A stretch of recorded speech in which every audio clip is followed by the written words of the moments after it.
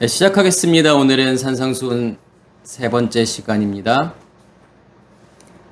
애통하는 자는 반드시 위로를 받는다. 마태복음 5장 4절 말씀입니다.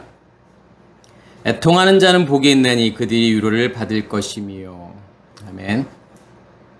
네, 지난 시간에는 제가 팔복의 첫 번째 복을 말씀을 드렸고, 팔복에서의 첫 번째 복이라고 하는 것은 무엇을 설명하는 거냐면 마치 창세기 1장 1절 말씀, 그러니까 창세기 1장 1절 말씀은 성경 전체를 설명하는 거고, 7날의 창조를 한마디로 이야기하면 그렇게 말할 수 있다라고 하는 거죠.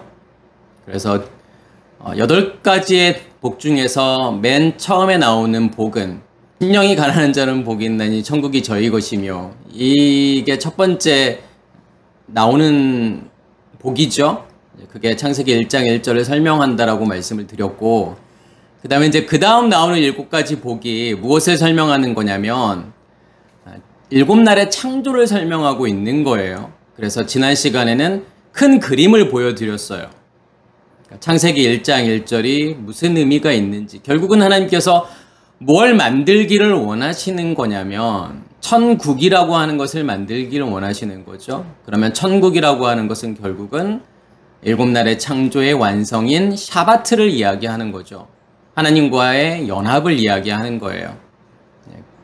어떻게 하나님과의 온전한 연합이 되는지를 무엇을 통해서 설명하는 거냐면 이제 7날의 창조를 통해서 설명하는 거고, 오늘은 두 번째 복인데, 두 번째 복은 당연히 무엇과 연결 지어서 설명을 할 거냐면 첫째 날이라고 하는 것과 그 다음에 6월절. 왜냐면 제가 7날의 창조를 무엇과 연결시켜서 말씀을 드린다라고 했냐면 7절기와 연결해서 제가 말씀을 드린다고 했어요. 그래서 왜 그러냐면 오늘 말씀에 애통하는 자는 복이 있나니 그들이 위로를 받을 것이며, 그럼 여기에서의 애통이라고 하는 것은 과연 뭘까? 그럼 애통하는 자가 받는 위로라고 하는 것은 무엇인지를 이해하기가 쉽지 않잖아요. 그러니까 우리는 어떻게 이 말씀을 이해해야 하냐면, 내가 힘들고 어떤 고통 가운데 있고 어떤 슬픔 가운데 있을 때 하나님께서 나를 위로해 줄 것이다. 그러니까 예수를 믿는다라고 하는 것은 그런 거야 라고 말할 수밖에 없다라는 거예요.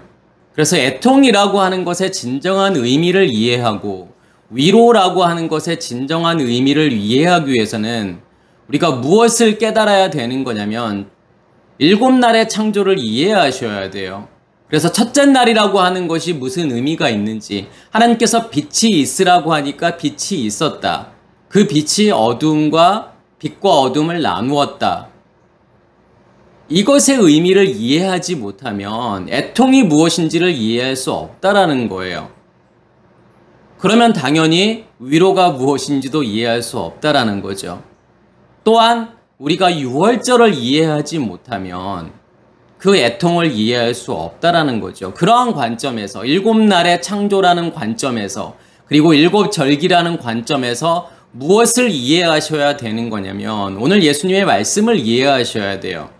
두 번째 복, 애통하는 자는 복이 있나니 그들이 위로를 받을 것이며가 무슨 뜻인지를 우리가 알 수 있다라는 뜻이죠.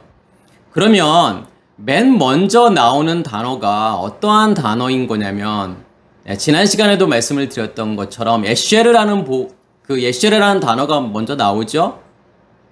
그러니까 마카리오스라는 단어가 나와요. 이 마카리오스라고 하는 단어는 뭐냐면 복이 있다라고 하는 거예요. 그래서 이 마카리오스라는 단어가 계속 팔복에서 반복적으로 나오죠. 빠짐없이 나오는 단어가 이 마카리오스고, 이제 히브리어로는 에쉐르라는 복이에요. 그래서 제가 지난 시간에도 어떤 걸 말씀을 드렸냐면 이 에쉐르라는 복이 먼저 임하게 되는 거예요. 그러니까 심령이 가난해진다라고 하는 거, 그러니까 내가 가난해지고 싶어서 가난해질 수가 있는 게 아니라는 거죠. 이 가난이라고 하는 것은 무엇을 가난이라고 이야기한다고 말씀을 드렸죠? 어떠한 상태가 가난해지는 걸까요? 우리의 의식이 깨어지고 십자가의 죽음을 죽고 우리 안에 그 예수의 생명이 심겨지는 부활이 일어나게 되고 우리 안에서 무엇이 만들어지는 거라고 말씀을 드렸냐면 씨 가진 열매가 만들어지는 것, 다시 말해서 영의 몸이 만들어지는 것, 그것을 가난이라고 했고 그것은 뭐냐면 하나님의 복이 임하지 않으면 그 예수의 복이 임하지 않으면 절대로 일어날 수 없다라는 거예요. 오늘 말씀도 뭐냐면 이 에쉐르라는 복이 맨 처음에 나와요. 그러면 우리가 애통해진다라고 하는 것은 무엇에 의해서 애통해지는 거냐면 이 에쉐르의 복이 우리에게 임하기 때문에 애통해지는 거고 이 에쉐르의 복이 우리에게 임하기 때문에 그 복이 우리 안에서 계속 있기 때문에 무엇이 이루어지는 거냐면 위로가 이루어지는 거예요. 그래서 제가 에쉐르라고 하는 단어를 무엇으로 말씀을 드렸냐면 7날의 창조에서 계속 반복되는 단어가 있잖아요. 그 반복되는 단어가 뭐냐면 욤이라고 하는 단어예요.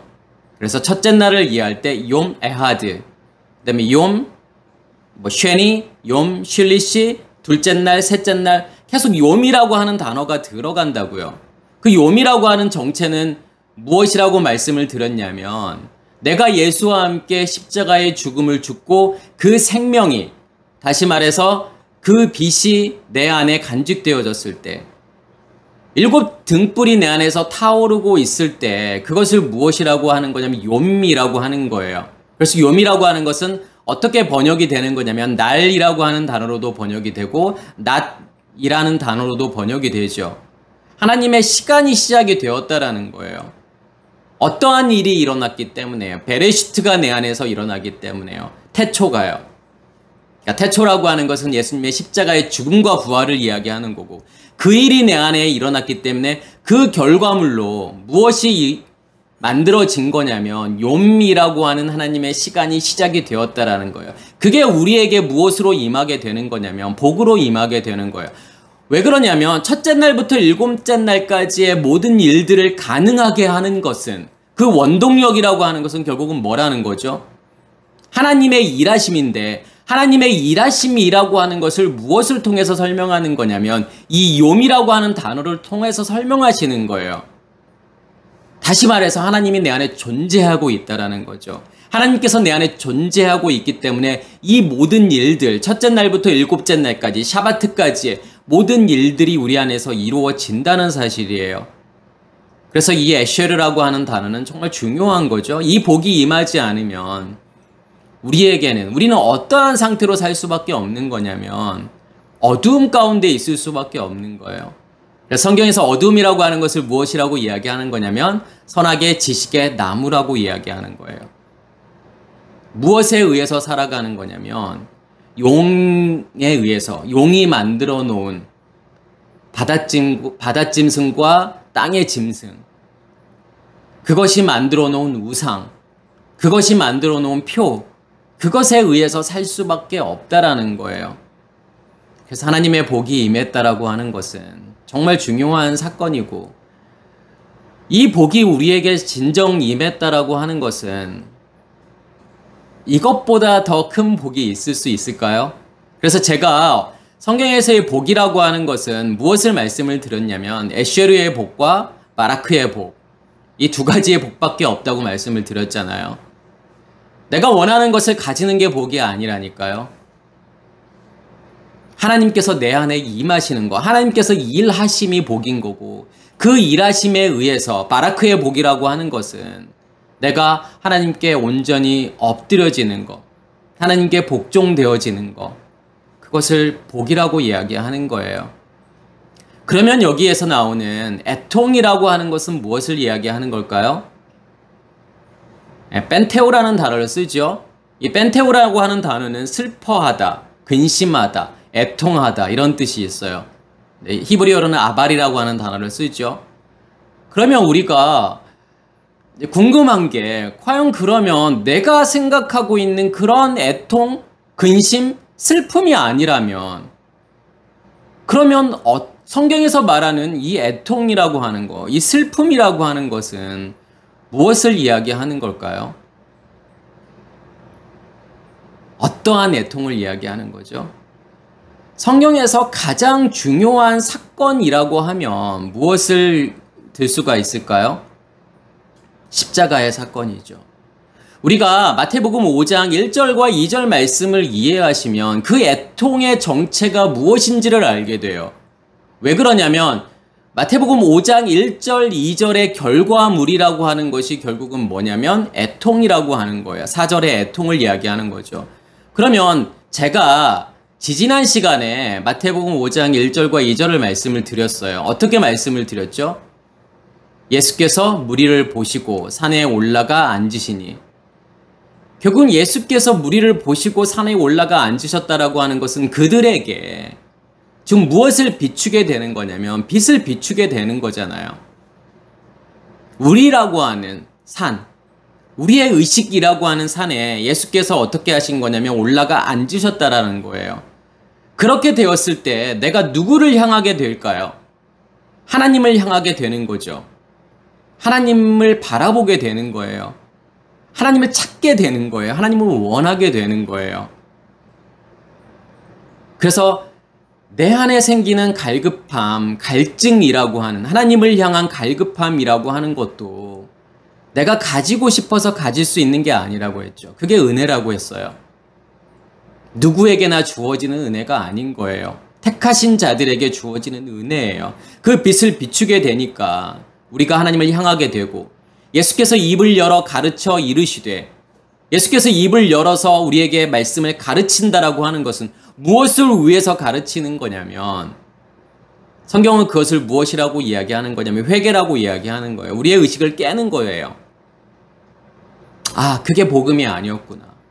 복음이라고 하는 것은 이거였구나. 내가 알고 있었던 내용들이 율법이었구나. 내가 믿고 있던 그 하나님이, 율법으로 보고 있는 그 하나님은 우상이었구나 라고 하는 것을 깨닫는 거예요. 그게 십자가의 죽음이라고 이야기하는 거죠. 우리의 의식이 깨어지는 죽음을 이야기하는 거고, 그러면 그것을 무엇이라고 이야기하는 거냐면 5장 4절에서는 애통이라고 하는 거예요. 무엇이 우리를 슬프게 하죠? 무엇이 우리를 근심 걱정 가운데 있게 만들죠? 이 세상을 살아가는 모든 일들이 태어나면서 죽을 때까지 다 고통 아닌가요? 근심 아닌가요? 슬픔 아닌가요? 내가 돈을 아무리 많이 가지고 있어도, 아무리 큰 명예를 가지고 있어도 이 슬픔이라고 하는 것, 걱정이라고 하는 것, 이 고통이라고 하는 것에서 자유로울 수 있는 사람은 아마 아무도 없을 거예요. 그 고통을 이야기하는 거가 아니라는 거죠. 어떠한 고통을 이야기하는 거냐면 내가 율법 가운데 있었다라고 하는 것을 깨닫는 거예요. 보는 거예요. 아, 내가 어두움이었구나. 내가 지금 여기 서 있는 곳이 애굽이었구나. 내가 아무리 신앙생활을 오래 했어도, 몇 대째를 했건, 모태신앙이건, 아니면 내가 집사건, 장로건, 목사건, 그거하고는 아무 상관이 없이 하나님의 빛이 비춰져서 말씀이 들려져서 나를 보게 되는 거잖아요. 나의 어두움을 보게 되는 것을 무엇이라고 이야기하는 거냐면 애통이라고 이야기하는 거예요. 그럼 여기에서의 애통이라고 하는 것은 어떤 애통을 이야기하는 거죠? 십자가의 죽음이라고 하는 애통을 이야기하는 거예요. 그 애통밖에는 없어요. 성경에서는요. 그 슬픔밖에는 없어요. 그래서 마태복음, 이제 제가 이 애통이라고 하는 것이 어떤 의미가 있는지를 더 구체적으로 설명하기 위해서 이제 몇 가지 성경 본문을 말씀드릴 거예요. 이제 이 본문들을 통해서 제가 애통이라고 하는 것은 이거야 라고 그렇게 말씀을 드리도록 하겠습니다. 마태복음 9장 15절에 보면 예수께서 그들에게 이르시되 혼인집 손님들이 신랑과 함께 있을 동안엔 슬퍼할 수 있느냐? 그러나 신랑을 빼앗길 날이 이르리니 그때에는 금식할 것이라. 그럼 여기에서의 혼인집 손님들이라고 하는 것이 누구를 이야기하는 걸까요? 예수께서 지금 그들에게 이르시되, 그들은 누구를 이야기하는 거죠? 지금 누가 예수님께 와서 말을 하는 거예요? 요한의 제자들이, 그러니까 우리들과 요한의 제자들을 이야기하는 거죠. 우리와 바리새인의 제자들은 금식을 하는데 왜 당신의 제자들은 금식하지 않느냐를 가지고서 말할 때 예수님의 말씀이 지금 9장 15절 말씀이에요. 혼인집 손님들이, 그럼 여기서 혼인집 손님들이라고 하는 것은 요한의 제자들과 바리새인의 제자들을 이야기하는 거죠. 신랑과 함께 있을 동안에는. 그러면 여기에서의 신랑은 어떠한 신랑을 이야기하는 걸까요? 바리새인들의 제자. 그들의 신랑은 율법이라고 하는 신랑이죠. 그 율법이라고 하는 신랑과 함께 있을 동안에는 슬퍼할 수 없다라는 거예요. 여기서 슬퍼하다는 단어가 펜테오라는 단어를 쓰죠. 절대로 슬퍼할 수 없다라는 거예요. 무엇 안에서는요? 율법 안에서는요. 왜 그러냐면 율법 안에서는 무엇이 일어나지 않기 때문에 그런 거냐면 회개라고 하는 것이 절대로 일어날 수 없다라는 거죠. 다시 말해서 율법 안에 있게 되면은 어떠한 일들이 일어나지 않는 거냐면 십자가의 죽음이라고 하는 것이 절대로 일어날 수 없다라고 하는 거죠. 왜 그러냐면 율법 안에 있으면, 다시 말해서 율법이라고 하는 것은 선악의 지식의 나무를 이야기하는 거예요.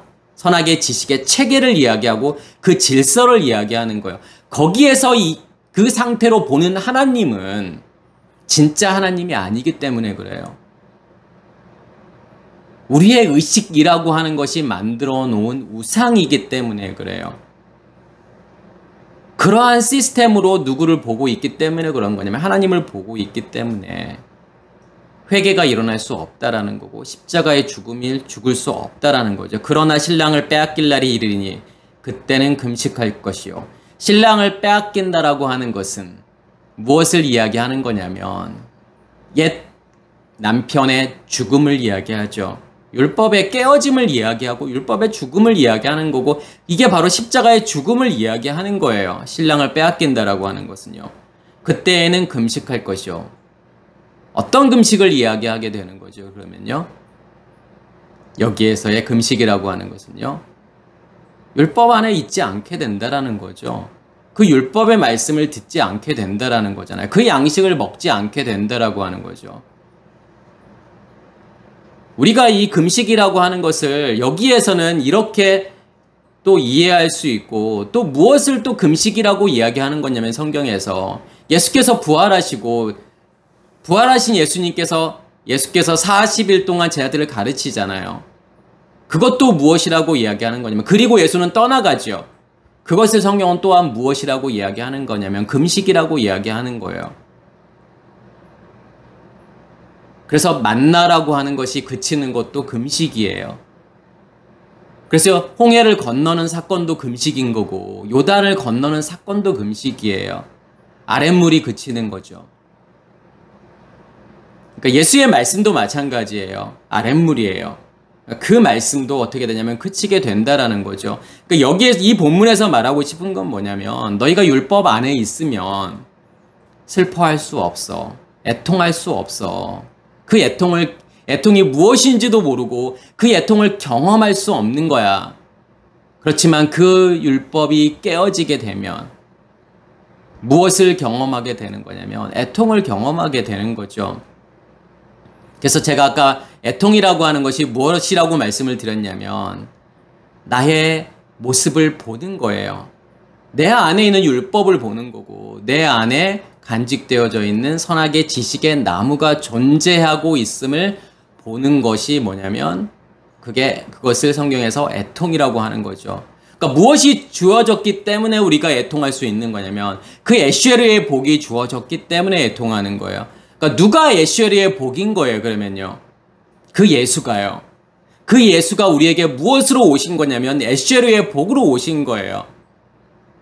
그래서 그 복을 우리에게 넘겨주시는 거죠. 그렇게 되면 당연히 어떠한 일이 일어날 수밖에 없다라는 거냐면 십자가의 죽음이라고 하는 신랑을 빼앗기는 일이 일어날 수밖에 없다라는 거예요. 야고보서 4장 7절에서부터 9절까지 말씀에는 어떤 내용이 나오냐면 그런즉 너희는 하나님께 복종할지어다 마귀를 대적하라 그리하면 너희를 피하리라. 이게 지금 7절 말씀이에요. 그럼 이 말씀을 들으면 어떠한 궁금증이 이렇게 생길 수밖에 없을까요? 내가 어떻게 하나님께 복종하지? 하나님께 복종한다라는 게 뭘까요? 어떻게 복종할 수 있을까요? 말씀을 잘 지켜야 되는 건가요? 하나님께서 하라는 거 열심히 하고 하지 말라는 거 안 해야 되는, 그게 하나님께 복종하는 건가요? 성경은 그것을 죄라고 이야기하는 건데요. 마귀를 대적하라. 그리하면 너희를 피하리라. 여기에서도요. 어떻게 마귀를 대적하죠? 마귀라는 정체가 뭐죠? 그러면 그 마귀를 어떻게 대적할 수 있죠? 쉽지 않은 문제예요. 다 그렇게 하고 싶잖아요. 그렇게 안 하고 싶은 사람이 어디 있어요? 다 하나님께 복종하고 싶고, 다 마귀를 대적하고 싶고, 마귀를 피하고 싶고. 여기에 대한 답이 그 다음 8절에 나오죠. 뭐라고 나오냐면 하나님을 가까이 하라. 그리하면 너희를 가까이 하시리라. 죄인들아 손을 깨끗이 하라. 두 마음을 품은 자들아 마음을 성결하게 하라. 그러면 하나님을 가까이 하라고 하는 건데, 하나님을 가까이 해야만이 하나님께 복종된다라고 하는 건데, 마귀를 대적하게 된다라는 건데, 그러면 어떻게 해야 하나님을 가까이 할 수 있을까요? 교회에 계속 있어야 되는 건가요? 끊임없이 교회에 이렇게 예배도 참여하고, 모든 예배라는 예배는 다 참여하고, 그렇게 해야 하나님을 가까이 하는 걸까요? 죄인들아 손을 깨끗이 하라. 두 마음을 품은 자들아 마음을 성결하게 하라. 어떻게 하는 것이 손을 깨끗이 하는 거죠? 손을 깨끗이 한다는 건 뭐고, 어떻게 해야 손을 깨끗이 하는 거며, 두 마음을 품는 자들이 성결하게 되는 것은 어떻게 해야 되는 거예요? 결국은 그것에 대한 답이 마지막 9절에 나오는 거예요. 9절에 뭐라고 나오냐면 슬퍼하며 애통하며 울지어다. 너의 웃음을 애통으로 너의 즐거움을 근심으로 바꿀지어다. 여기에서 슬퍼하며 애통하다가 벤테오라는 단어가 쓰여지죠. 그러면 너희 웃음을 애통으로, 벤테오. 여기는 이제 명사니까 벤토스라는 단어가 쓰여졌어요. 그러면 거기에 대한 답이 여기에 나오는 거예요. 9절에요. 제가 이 애통을 뭐라고 말씀을 드렸냐면 십자가의 죽음이라고 말씀을 드렸잖아요. 결국은 어디에서부터가 시작인 거예요. 그러니까 하나님께 온전히 내가 복종되고 마귀를 대적하는, 거기까지 가려면 어디에서부터 시작이 되어야 되는 거냐면 십자가의 죽음이라는 것에서부터 시작이 되어야 되는 거죠. 그 애통이 있어야 되는 거예요. 그 슬픔이 있어야 된다라는 거예요. 너희의 웃음을 애통으로 너희의 즐거움을 근심으로. 웃음과 즐거움이 나오죠. 여기에서의 웃음과 즐거움이라고 하는 것은 어디 안에 있는 웃음과 즐거움이에요. 율법 안에 있는 웃음과 즐거움이에요. 거기에도 웃음이 있고 거기도 즐거움이 있고 거기에도 기쁨이 있어요. 거기에도 만족이 있잖아요. 거기에 만족하며 다니시는 분들도 많아요. 자기가 율법 안에 있는지도 모르면서 그 율법 안에서 만족하는 거예요. 그런데 성경은 그것을 진짜 웃음이라고 말하지 않고 즐거움이라고 말하지 않고 만족이라고 말하지 않는다라는 거예요. 무엇을 통과하지 않으면요. 이 애통을 통과하지 않으면요. 이 십자가라고 하는 것을 통과하지 않는 웃음은요. 진짜가 아니라는 거잖아요. 그래서 이 웃음이 무엇을 통과해야 되는 거냐면 십자가의 죽음이라는 걸 통과해야만이 진짜 웃음으로 바뀌는 거예요. 그래서 이삭이라고 하는 아브라함의 아들 이삭이라고 하는 뜻이 웃음이라고 하는 뜻이잖아요. 누가 웃었죠? 그 전에요? 사라가 웃었잖아요. 너에게 아들이 있을 거야. 사라가 웃었어요.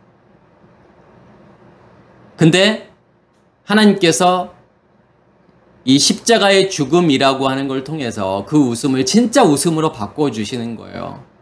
무엇이 만들어짐으로요? 아들이 만들어짐으로요. 아들을 간직함으로 진짜 웃음으로 바꿔주시는 거예요. 그래서 먼저는 우리 안에 어떠한 일들이 일어나야 되는 거냐면 이 애통이 일어나야 돼요. 십자가의 죽음이라는 애통이요. 그러면 웃음이라고 하는 것은 결국은 제가 무엇을 간직하는 거라고 말씀을 드렸죠? 아들을 간직하는 거잖아. 아들을 간직했다라고 하는 것은 성경에서 무엇을 간직한 거냐면 생명을 간직한 거예요. 아버지의 생명을 간직한 상태를 아들이라고 이야기하는 거예요. 첫째 날의 빛을 간직한 거죠. 부활을 이야기하는 거잖아요. 그러니까 9절에서는 뭐냐면 십자가의 죽음과 부활이라는 것을 이야기하고 싶은 거고, 그러면 8절에서 너희가 하나님을 가까이 하라. 어떻게 가까이 한다라는 거죠? 그 답은 결국은 뭐라는 거예요? 무엇을 통해서 가까이 갈 수 있다라는 거죠? 가깝다라고 하는 것은요. 가장 가까운 건 뭐예요? 간직한 거잖아요, 안에요. 안에 있는 것이 가장 가까운 거예요. 무슨 일이 일어나야만이요. 십자가의 죽음이라고 하는 것과 부활이라고 하는 것이 첫째 날과 둘째 날, 셋째 날을 이야기하는 거잖아요. 그것이 되어야만이, 그 씨 가진 열매가 내 안에 존재해야만이 내가 하나님과 가까이에 있는 거예요. 더 가까이에 있으려면 어떻게 해야 돼요? 가장 가까이에 있으려면요. 죽어야죠. 우리의 겉사람의 완전한 죽음만이 하나님과 가장 가까우게 있는 거예요. 가장 가까우게 있는 것은 연합을 이야기하는 거예요. 연합되어졌을 때 가장 가까이 있는 거예요. 그래서 여기서 하나님을 가까이 하라. 우리의 열심과 노력으로 가까이 갈 수 없다니까요.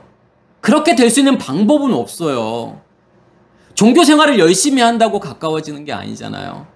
매일 큐티를 한다고 해서 24시간 하나님을 묵상한다고 해서요. 하나님과 뭐 대화한다고 해서 내가 하나님과 가까이 있는 게 아니라니까요. 누가 하시는 거냐면 하나님 자신이 하시는 거예요. 자신이 우리를 죽이시는 거고 그 생명을 우리 안에 주시는 거잖아요. 그 생명을 간직했을 때 내가 하나님과 가까워지는 거예요. 죄인들아 손을 깨끗이 하라. 두 마음을 품은 자들아 마음을 성결하게 하라. 손을 깨끗하게 한다는 것은요. 이 손이라고 하는 것은 주는 거잖아요. 무엇을 주게 되는 거예요? 내가 하나님과 가까이 있을 때, 다시 말해서 내 안에 뭐가 존재하고 있을 때, 씨 가진 열매가요. 영의 몸이 존재하고 있을 때 다른 사람들에게 뭐냐면 진리를 줄 수 있는, 말씀을 줄 수 있는 거예요. 내 안에 간직된 것을 줄 수 있는 거예요. 그게 손을 깨끗이 하는 거고. 두 마음을 품은 자들아 마음을 성결하게 하라. 어떻게 마음을 성결하게 하는 거죠? 마음을 성결하게 한다라는 게 뭐예요, 그러면요? 우리의 마음에는 뭐가 있는데요? 두 마음이 있다고 말씀을 하시잖아요. 그러면 그 두 마음의 정체는 뭔데요? 선악의 지식의 나무잖아요. 율법이라고 하는, 옛 의식의 체계라고 하는 그 두 마음을 이야기하는 거잖아요. 용이 만들어 놓은, 사탄이 만들어 놓은 그 체계, 그 질서.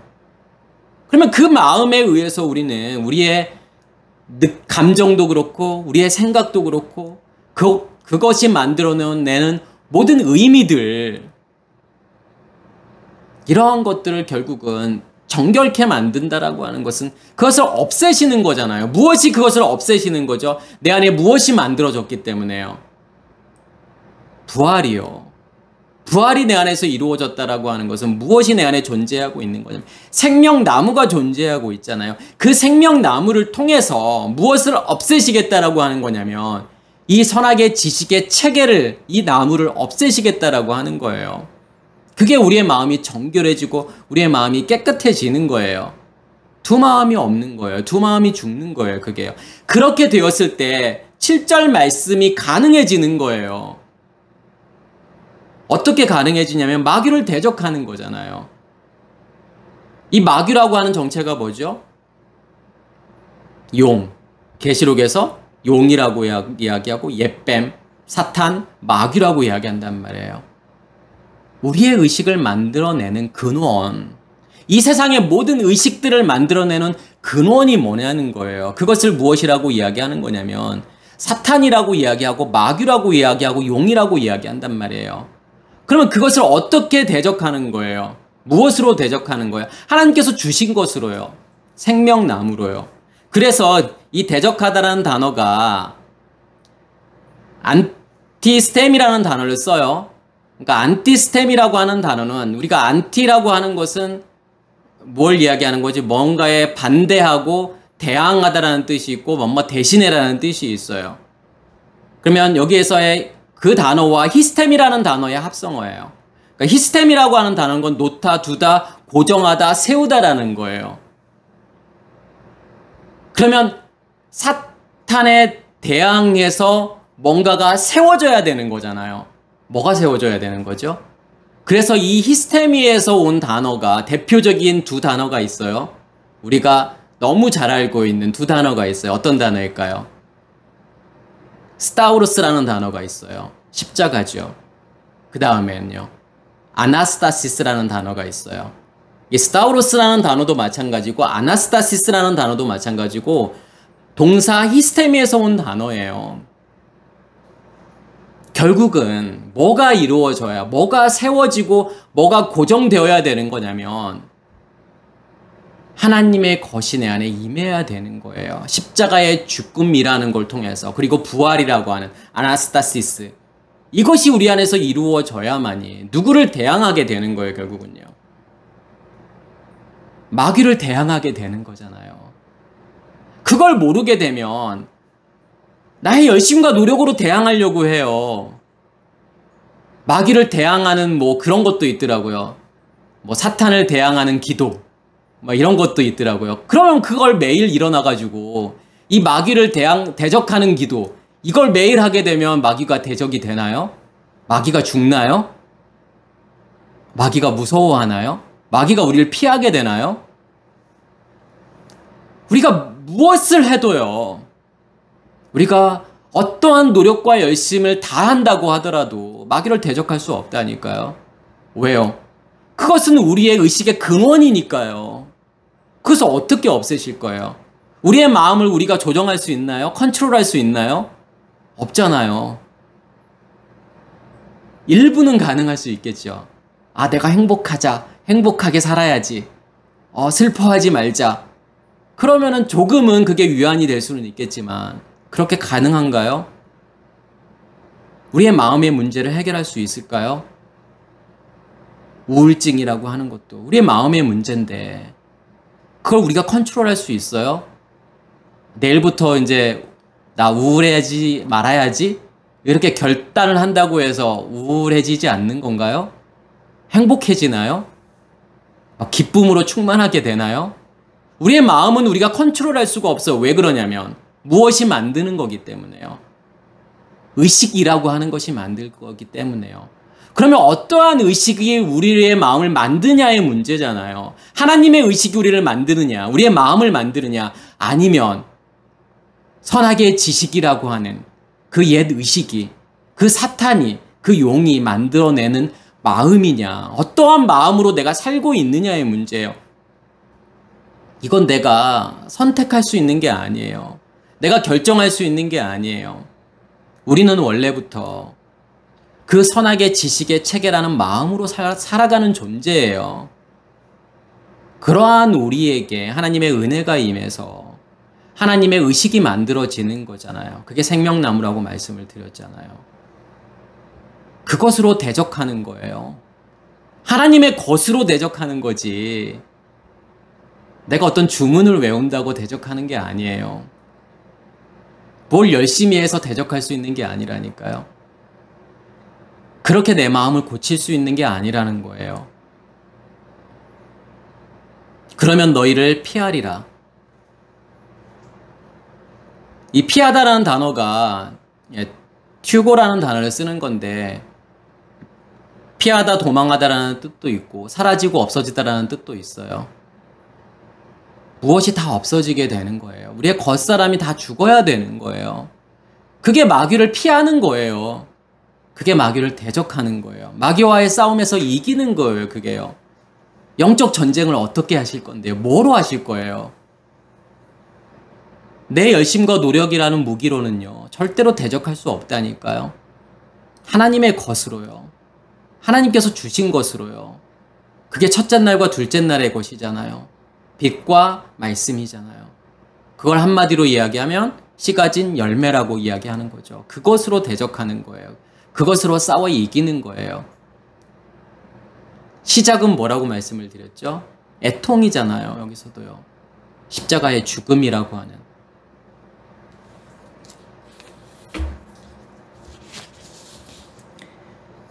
마태복음 2장 18절에 보면 라마에서 슬퍼하며 크게 애통하는 소리가 들리리니 라헬이 그 자식을 위하여 애곡하는 것이라. 그가 자식이 없으므로 위로받기를 거절하였도다 함이 이루어졌느니라. 그러니까 베들레헴에서 예수님께서 태어나니까 헤롯이 그 예수를 죽이기 위해서 2살 아래에 있는 어린아이를 다 죽이잖아요. 지금 그 내용 다음에 나오는 말씀이에요. 뭘 이야기하고 싶은 거죠? 생물학적인 그 죽음, 아이들의 죽음, 지금 그것을 이야기하고 싶은 게 아닌 거잖아요. 어떠한 아들이 죽어야 되는 거예요. 옛 의식이라고 하는, 옛 의식의 체계라고 하는 그 용이 만들어 놓은 그 결과물인 아들, 그 아들은 죽어야 되는 거고, 그리고 뭐가 와야 되는 거죠? 무엇이 와야 되는 거예요? 아들이 와야 되는 거잖아요. 그 슬픔에서 그냥 있으면 안 되는 거잖아요. 그래서 오늘 말씀에도 애통하는 자는 복이 있나니 그들이 위로를 받을 것이며, 어떤 위로를 이야기하는 거예요, 그러면요? 제가 다 앞에서 다 설명을 드렸던 거잖아요. 이 애통이 십자가의 죽음이라고 한다면 그러면 이 위로는 뭐가 될 수밖에 없는 걸까요? 부활이라고 하는 그 십자가의 죽음의 결과물이라고 하는 것은 그 예수의 생명을 내 안에 간직하는 거잖아요. 그 빛을 내 안에 간직하는 거잖아요. 내 안에 샤마임, 하늘이 만들어지는 거잖아요. 씨 가진 열매가 만들어지는 거잖아요. 성경은 그것을 무엇이라고 이야기하는 거냐면 아들, 벤 아들이라고 이야기하는 거예요. 그것으로 위로를 받는 거예요. 슬픔이라고 하는 것은 우리의 어두움을 보는 게 슬픔이라고 했잖아요. 그러면요, 뭐가 나에게 위로를 주는 거죠? 하나님 자신이요. 그 생명을 가지고 있다라고 하는 게 나에겐 위로예요. 그거 말고 위로가 있을 수 있을까요? 내가 돈이 없어서 고통스럽고, 병이 들어서 고통스럽고, 뭐가 하는 일마다 잘 안 돼서 고통스러워요. 그러면 뭐가 위로예요? 부자가 되는 게 위로인가요? 병이 낫는 게 위로인가요? 그걸 고통이라고 이야기하지도 않고요. 그걸 위로라고 이야기하지도 않아요. 우리에게 위로는요, 그거밖에 없잖아요. 예수 그리스도의 생명 그거 자체잖아요. 하나님을 간직한 거잖아요. 하나님을 경험하고 있다라고 하는 거. 하나님을 내가 느끼고 있다라고 하는 그 위로는요, 전부예요. 내가 살아가는 전부고, 내가 살아가야 되는 이유예요, 그게요. 그거 말고는 나에게 위로를 줄 게 없는 거예요. 여기에서도 마찬가지예요. 아들을 빼앗겼어? 그러면 아들을 빼앗긴 자들에게 위로는 뭐예요? 진짜 아들을 주는 거잖아요. 자식이 없으므로 위로받기를 거절하였다라는 건 뭐냐면 자식이 위로라는 뜻이잖아요. 아들이 위로라는 뜻이에요. 그 아들을 간직한 것을 위로라고 이야기하는 거예요. 그래서 애통하는 자는 복이 있나니 그들이 위로를 받을 것이며, 너 십자가의 그 죽음을 죽었어? 네가 그 애통 가운데 있어? 그러면 내가 너희에게 나의 생명을 줄게. 나의 생명을 넘겨줄게. 나 자신을 너희에게 줄게. 그 위로를 우리에게 주시는 거예요.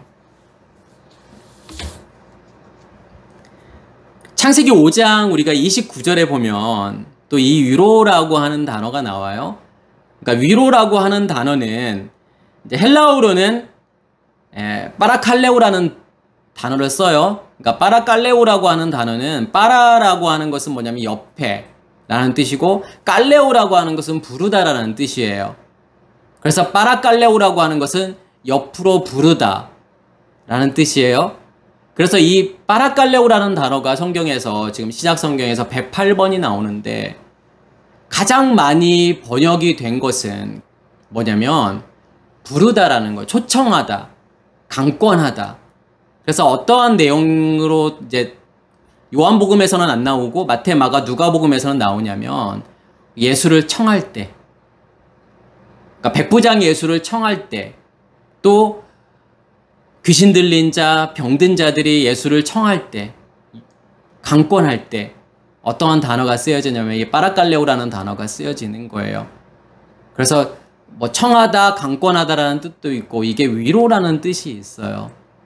왜 뭐가 위로인지를 설명하는 거죠. 누구를 부르는 거예요.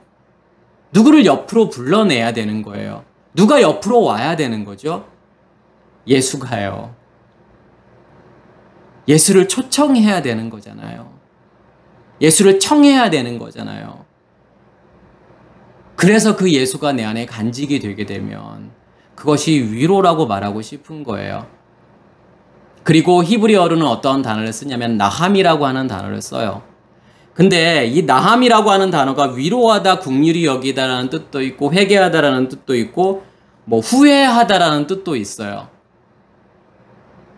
좀 이렇게 안 맞는 단어 같잖아요. 위로라는 단어하고 후회라는 단어하고 전혀 뜻이 비슷하지 않다라고 생각할 수도 있겠지만, 그래서 지금 창세기 5장 6장 6절 7절에서는 그걸 다르게 번역을 했단 말이에요. 먼저 5장 29절에 보면은 이름을 노아라 하여 이르되 여호와께서 땅을 저주하심으로 수고롭게 일하는 우리를 이 아들이 안위하리라 하였더라. 여기에서도 위로라는 단어, 나함이라고 하는 단어가 쓰여지잖아요. 뭐가 위로라고 하는 거죠, 그러면요? 저주하는 게 위로라는 거잖아요. 그러니까 저주하다라고 하는 것은 우리가 생각할 때 나쁜 단어라고 생각을 하잖아요. 나쁜 의미라고 생각하잖아요. 자, 저주받고 싶은 사람 없잖아요. 그게 성경에서의 오해예요. 하나님께서 내가 너를 저주할 거야 라고 하는 것은 어떤 뜻이 있는 거냐면 무엇을 저주하시겠다는 거예요. 우리의 옛 의식의 체계를요, 우리의 겉사람을 저주하시겠다라는 거예요. 뭐 어떤 상태에 있기 때문에요. 땅에서 수고롭게 일하고 있기 때문에요. 그럼 여기서 땅에서 수고롭게 일한다라고 하는 것은 뭘 의미하는 거죠? 어떠한 상태에 있다라는 거예요. 율법 안에 있다라고 하는 거잖아요. 내 열심과 노력으로 뭔가를 하려고 하는 거. 그게 성경에서 말하는 수고롭게 일하고 있는 거예요. 그러한 우리를 하나님께서 어떻게 하실 거냐면 저주하실 거라는 거예요. 그게 뭐라는 거죠? 어떠한 저주를 이야기하는 거예요? 십자가의 죽음이라고 하는 저주를 이야기하는 거예요. 그래서 십자가 사건을 무엇이라고 이야기하는 거냐면 나무에 달린 자마다 저주를 받는다라고 이야기하는 거예요. 그 저주는요, 우리의 겉사람의 죽음이라니까요. 그걸 무엇이라고 이야기하는 거냐면 그것을 나함, 위로라고 이야기하는 거예요. 그래서 노아흐라고 하는, 이 노아라고 하는 단어는 안식이라고 하는 뜻이에요. 휴식이라고 하는 뜻이에요. 죽어야만이 하나님과 온전히 연합된 노아흐, 노아의 상태, 안식할 수 있는 거라는 거죠. 창세기 6장 6절에서 7절 말씀은 우리가 이해하기 쉽지 않은 말씀이에요. 왜 그러냐면 그 내용이 땅 위에 사람 지으셨음을 한탄하사 마음에 근심하시고, 이해가 안 되시죠? 아니, 한탄이라고 하는 단어, 근심이라고 하는 단어가 하나님과 어울릴 수 있는 단어일까요? 한탄과 근심이라고 하는 것은 내가 예상치 못했던, 계획하지 않았던 일들이 일어났을 때 한탄하는 건데, 그러면 하나님이라고 하는 존재가 신인데 한탄이라고 하는 게 어울리는 단어인가요? 여기에서 사람 지으셨음을 한탄하사, 그러면 하나님께서 사람을 만들어 놓고 잘못 만들었어. 내가 너 이럴 줄 몰랐는데, 내가 이렇게 생각은 안 했는데 너가 진짜 이렇게 할 줄은 몰랐어. 이렇게 죄를 지을 줄은 몰랐어. 지금 그런 한탄을 이야기하는 걸까요? 그런 게 아니잖아요. 하나님께서 근심하시나요? 그것 때문에요? 내가 예상하지 않은 일들이 일어나서 하나님께서 그것 때문에 걱정하시나요? 이거 어떻게 하지? 아, 얘네들이 내가 죄 안 질 거라고 생각했는데 죄 져버렸네? 똑같은 거잖아요. 선악을 알게 하는 나무 열매. 하나님께서 모르셨을까요? 따먹을 거라는 걸 모르시고 만드는 건가요, 그러면요? 그게 우리의 오해라는 거예요. 따먹을 것을 알면서 지켜보는 하나님인가요? 너 따먹기만 해봐. 딱 따먹는 순간 하나님께서 막 저주를 내리고, 뱀에게 저주 내리고, 여자에게 남자에게 막 저주를 내리고, 뭐 애 낳는 저주도 내리고, 땅을 갈고 막 땀을 흘려야 되는 그러한 저주를 내리고, 에덴 동산에서도 쫓아내버리고, 그건 복음을 이해하지 못하는 거예요. 그렇기 때문에 지금 뭐라고 번역을 한 거냐면, 이 나함이라고 하는 단어를 하나님께서 한타나사라고 번역을 한 거예요. 이거를 조금 더 직역에 가깝게 번역을 하면 뭐냐면, 그가 땅 안에서 아담을 만드셨고 그의 마음을 향하여 일하셨기 때문에, 왜냐면 근심하다라는 단어가 아짜브라는 단어를 쓰는데, 아짜브라는 단어는 일하다, 제조하다라는 뜻도 있고 또 슬퍼하다라는 뜻도 있어요. 근심하다라는 뜻도 있죠. 그렇지만 원래 의미는 일하다, 제조하다라는 뜻이에요. 그러면 그의 마음을 향하여 일하셨기 때문에 여호와가 나함 위로를 받으셨다라고 이렇게 번역을 해야 더 맞는 번역이에요. 자, 보세요. 그가 땅 안에서 아담을 만드셨고, 그러면 그 땅이라고 하는 것은 어떤 땅을 이야기하는 거예요? 먼지로 만든 땅이란 말이에요. 아파르로 하나님께서 아담을 만드시잖아요. 아무 의미 없는, 가치 없는. 그러면 아담이라고 하는 상태는 어떠한 상태에 있을 수밖에 없는 거예요? 아파르잖아요. 먼지잖아요. 혹시 그 어둠이잖아요. 우리가 원래부터 우리는 무엇으로 나올 수밖에 없는 존재죠? 어떤 것으로 존재할 수밖에 없는 거냐면 선악의 지식의 나무라는 것으로 존재할 수밖에 없는 거예요. 그게 내 안에 존재하고 있었던 거예요. 그걸 처음부터 먹었던 거고요.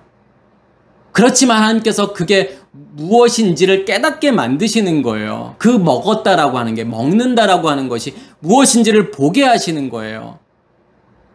그것을 우리가 오해하기 때문에 하나님을 오해하는 거예요. 그것을 이해하셔야 돼요. 아, 나라고 하는 존재는 원래부터 어둠이구나. 그 선악의 지식의 체계로밖에 존재할 수 없는 나라고 하는 거. 그것을 하나님께서 어떻게 하시겠다라는 거예요, 지금요. 그의 마음을 향하여 일하셨다라는 거예요. 어떠한 일을 하시는 거예요? 그러한 마음을, 선악의 지식의 체계로 존재하고 있는 우리의 마음을 고치시겠다라는 거잖아요. 바꾸시겠다라는 거잖아요. 그게 하나님의 일하심이잖아요. 그것을 무엇이라고 이야기하는 거냐면 나함, 안식, 하나님께서 위로하셨다라는 거예요. 근데 여기에서는 니팔형이 쓰여졌어요. 이건 참고로 제가 말씀을 드릴게요. 이거 모르셔도 괜찮아요. 그냥 히브리어 동사 체계는 7가지 형태로 되어 있어요. 왜 그러냐면 그 7가지 형태가 무엇을 설명하는 거냐면 사역형인지, 그러니까 사역형이라고 하는 것은 일하는 거잖아요. 그러니까 사역형인지 아니면 이게 능동의 의미가 있는지 수동의 의미가 있는지 재규의 의미가 있는지를 7가지 동사의 형태로 설명하는 거예요. 근데 여기에서는 니팔형이 쓰여졌어요. 니팔형이라고 하는 것은 어떠한 의미가 있냐면 크게 2가지 의미가 있어요. 수동의 의미가 있고 재규의 의미가 있어요. 그러면 하나님께서는 뭐냐면 위로를 받으신 거잖아요. 근데 재규의 의미가 있어요. 스스로 위로를 하신 거란 말이에요. 그럼 하나님의 위로라고 하는 건 뭘 이야기하는 거죠? 하나님께서 자기를 스스로 위로하셨다? 그게 바로 여호와라는 이름 속에 있는 거예요. 여호와라고 하는 것은 제가 예전에 무엇이라고 말씀을 드렸죠? 그러니까 예의에 아쉐르 예의잖아요. 스스로 있는 자. 여기에서 하야동사가 2개가 쓰였고 존재하는 거잖아요. 앞에 가운데에 있는 것은 뭐냐면 관계대명사인 거고. 그러니까 I am who I am이잖아요. 내가 존재한다라는 거예요. 무엇으로 존재하는 거죠? 내가 너 안에 존재함으로, 너를 통해서 내가 드러남으로 내가 존재하는 거야 라고 하는 게 여호와예요. 하나님이 드러나시는 거예요. 하나님 자신이 드러나심으로 위로를 받는 거예요. 우리의 위로가 누구의 위로가 되는 거냐면 하나님의 위로가 되는 거예요. 우리가 위로를 받았다라는 것은 우리를 통해서 우리 안에 누가 존재하시는 거냐면 하나님이 존재하시는 거잖아요. 그렇다고 하는 것은 나를 통해서 누가 드러날 수밖에 없는 거냐면 하나님이라는 존재가 드러날 수밖에 없는 거예요. 하나님이라는 존재가 드러나심으로 우리와 연합됨으로 하나님께서는 뭘 받으시는 거냐면 위로를 받으시는 거예요. 스스로 위로하시는 거예요. 그게요. 이해가 되셨죠? 그게 지금 창세기 6장 6절에서부터 7절까지가 말씀이에요. 그리고 이르시되 내가 창조한 사람을 내가 지면에서 쓸어버리되 사람으로부터 가축과 기는 것과 공중의 새까지 그러하리니 이는 내가 그들을 지었음을 한탄함이니라 하시니라. 여기서 나함이라는 단어가 나오잖아요. 하나님께서 계속 위로를 받으시는 건데 어느 때까지 위로를 받으시는 거죠? 지면에 있는 것을 다 쓸어버릴 때까지. 이 쓸어버리다라는 단어가 마하라는 단어를 쓰는데 마하라고 하는 것은 닦다, 훔치다, 지우다, 파괴하다, 없애다라는 뜻이에요. 내가 너의 안에 있는 것을 다 없애버릴 때까지, 다 쓸어버릴 때까지 무엇이 우리 안에 계속 이루어지는 거냐면 하나님의 위로가요. 우리가 위로를 받는 것이 하나님의 위로, 스스로 위로를 받으시는 거라니까요. 그때까지 하나님께서 그 일을 하시겠다라는 거예요. 그러면 하나님의 일하심이라고 하는 것이 뭐가 되는 거냐면 그것이 위로가 될 수밖에 없다라는 뜻이죠. 자, 오늘 말씀을 제가 잠깐 정리를 하고 이 이야기만 잠깐 하고 마칠게요. 6월절이라고 하는 것과 창세기 1장 1절을 간단하게 제가 말씀을 드리고 마치도록 하겠습니다. 결국은 애통과 위로라고 하는 것은 결국은 십자가의 죽음과 부활을 이야기하는 거라고 제가 말씀을 드렸어요. 그래서 6월절이라고 하는 단어가 패사흐라는 단어를 쓰지요. 근데 이 패사흐라는 단어가 파사흐에서 오는 건데 파사흐라는 단어는 지나가다 넘어가다라는 뜻이에요. 무엇을 지나가는 거예요? 죽음이라고 하는 것을 넘어가는 거고 지나가는 거예요. 그래서 이 6월절에는 꼭 해야 되는 게 뭐죠? 어떠한 일들이 일어나요? 집 좌우 문설주와 임방에 무엇이 발라져야 되냐면 어린 양의 피가 발라져야 돼요. 그러면 여기에서 임방과 문설주가 의미하는 게 뭘까요? 그러니까 우리라고 하는 이 문을 이야기하는 거예요. 임방이라고 하는 것은 문의 윗부분을 임방이라고 하고 양쪽의 기둥을 무엇이라고 하는 거냐면 문설주라고 이야기하잖아요. 그것을 히브리어는 메주자라고 이야기를 하죠. 결국은 거기에 피가 발라진다라고 하는 것은 피라고 하는 것은 죽음을 의미하는 거고 생명을 의미하는 거예요. 무엇이 죽는 거예요? 임방에 발라진다라고 하는 것은요. 우리의 의식이 깨어지는 거잖아요. 그리고 양쪽 기둥에 발라진다라고 하는 것은 문으로 들어가는 거잖아요. 어떠한 문으로 들어가는 거예요? 여기서 메주자라고 하는 것은 성전 문을 이야기하는 거예요. 성소 안으로 들어가는 거예요. 뭐가 발라져야만이요? 예수의 피가 발라져야만이. 다시 말해서 우리의 의식이 깨어져야만이. 그것으로 그 죽음을 통과해야만이. 다시 말해서 번제단이라고 하는 십자가를 통과해야만이 패사흐 6월절 넘어간다라는 거예요. 죽음을 지나간다게 된다라는 거예요. 그게요. 그때는 뭘 먹어야 되는 거냐면 무교병을 먹어야 돼요. 그러니까 무교병이라고 하는 것은 누룩이 들어가지 않은 양식이잖아요. 빵이잖아요. 누룩이라고 하는 것은요. 율법이라고 하는 누룩을 이야기하는 거잖아요. 뭘 먹을 수밖에 없는 거예요. 그러면요. 진리의 말씀을 먹을 수밖에 없는 거잖아요. 섞이지 않은 말씀을 먹을 수밖에 없는 거잖아요. 또 뭘 먹어야 되는 거죠? 고기를 불에 구워서 먹어야 되는 거잖아요. 고기가 불에 구워지는 사건이 뭐예요? 번제단에서 어린 양의 죽음이잖아요. 다 태워져야 되잖아요. 번제가 일어나는 거잖아요. 그러면 그 고기를 먹는다라고 하는 것은 누구를 먹게 되는 거예요? 누가 양식이 되는 거예요? 그 예수의 죽음이라고 하는 걸 통해서 그 생명이 내 안에 심겨졌기 때문에 그 양식을 먹게 되는 거잖아요. 그리고 쓴나물을 먹으라고 하는 것은 뭘 경험하라고 하는 거예요. 그걸 통해서요. 그 슬픔이요. 아까 제가 말씀을 드렸던 애통, 슬픔. 어떠한 애통과 슬픔을 이야기하는 거냐면 나의 어두움을 보는, 내 안에 간직되어져 있는 선악의 지식의 체계라고 하는 것을 보는, 그 율법을 보는 그 애통을 말하는 거예요. 그래서 쓴나물을 먹으라고 하는 거예요.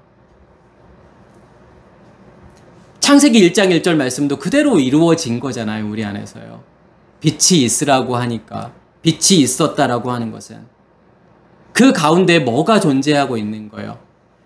빛이 있으라고 하는 것과 빛이 있었다, 그 사이에 뭐가 존재하는 거예요? 바브라고 하는 접속사가 존재하고 있어요. 이 바브라고 하는 것은 십자가를 이야기하는 거예요.